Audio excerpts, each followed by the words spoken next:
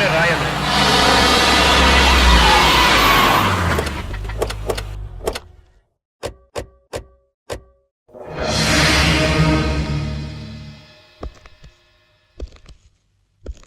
ಸತ್ಯ, stop it ಸತ್ಯ.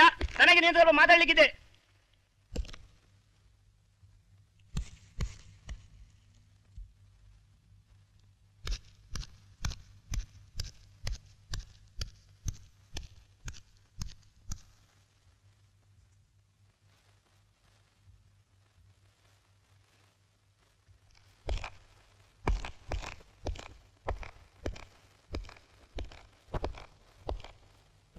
ಏನು? ಬಾ ಸತ್ಯ, ನನಗೆ ನೀನು ಸ್ವಲ್ಪ ಮಾತಾಡ್ಲಿಕ್ಕಿದೆ. ಸತ್ಯ, ಈ ಆಯಿಲ್ ದಂಧೆಯಲ್ಲಿ ನಿನಗೆ ಎಷ್ಟು ಸಿಗುತ್ತೆ? ಅದೆಲ್ಲ ಕಟ್ಕೊಂಡು ನಿನಗೇನು? ನೋಡು, ನೀನು ಈ ಸತ್ಯ ನನಗೆ ಹೇಳಿದ್ರೆ ನಾನು ನಿನಗೊಂದು ಘೋರ ಸತ್ಯ ಹೇಳ್ತೇನೆ.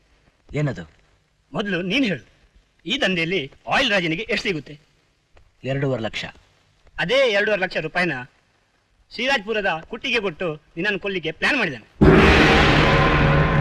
ನೀನು ಹೇಳ್ತಾ ಇರೋದು ನಿಜನಾ? ತಗೋ, ಈ ಕ್ಯಾಸೆಟ್ ಅನ್ನು ಕೇಳಿ ನೋಡು.